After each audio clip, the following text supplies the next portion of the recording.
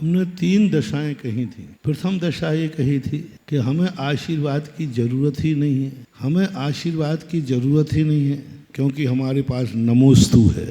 जिसके पास सच्चा नमोस्तु होता है उसके लिए आशीर्वाद की जरूरत ही नहीं पड़ती। जो आशीर्वाद में मिलता है वो सब कुछ नमोस्तु में मिल जाता है।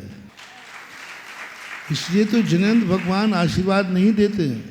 वो कहते हैं मैं क्यों आशीर्वाद दूँ तुम्हें, क्यों मैं अपने एहसान से ला दूँ कि मेरे आशीर्वाद से तेरा काम हुआ है। जिनेंद्र भगवान का सबसे बड़ा कंसेप्ट है वो आशीर्वाद नहीं दे, वो एहसान क्यों ला दे तुम्हारे ऊपर, भगवान अपना कर्जदार तुम्हें क्यों बनाए। वो कहते हैं कि मेरे आशीर्वाद की ज़रूरत नहीं है, जो तुझे चाहिए है वो सब कुछ तेरे नमोस्तु में प्राप्त हो जाता है।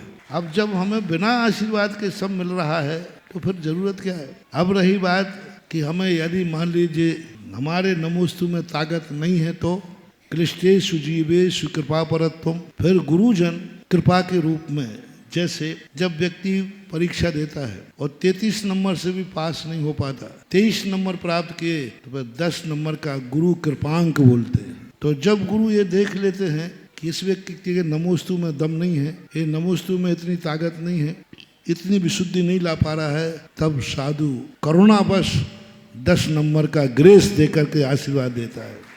ये आशीर्वाद ग्रेस है, कृपांक है।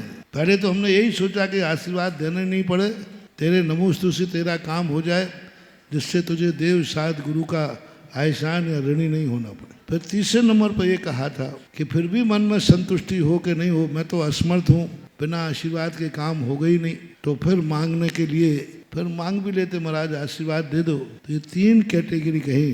भीख मांगने की मनाही नहीं कही मैंने, लेकिन भीख मांगना तीसरे नंबर का काम है, मजबूरी का काम है। जो अंदर से आशीर्वाद मिलता है वो एक अलग चीज होती है, और जो बिना आशीर्वाद के नमोस्तु से काम होता है उसको बोलते अतिशय और चमत्कार। इसलिए भगवान अपने आप में हाथ पे हाथ रखे बैठे हैं। परिस्थितियों की बात है और मार्ग हम जो बताते हैं उत्कृष्ट मार्ग बताया। अपवाद मार्ग तो सब चलता है, चढ़ा हुआ श्रीफल भी तुम उठा लेते हो क्योंकि अभी महाराज ने देखा नहीं है।